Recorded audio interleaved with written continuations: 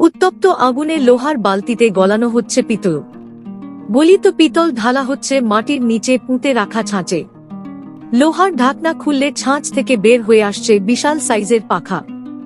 এটি একটি জাহাজের প্রোপেলার বা পাখনা।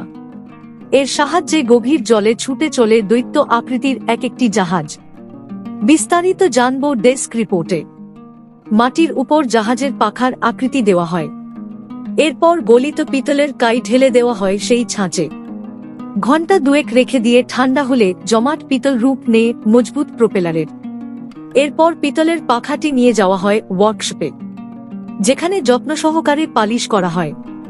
এক একটি পাখার পূর্ণাঙ্গ রূপ দিতে সময় লাগে 2 থেকে 3 দিন। পিতল গলানোর সময় থেকে পরিপূর্ণ একটি পাখা প্রস্তুত করতে নিয়োজিত থাকেন 10 থেকে 15 জন শ্রমিক। এক একটি পাখা এক জায়গা থেকে অন্য জায়গায় সরাতে প্রয়োজন হয় 4 থেকে 5 জন।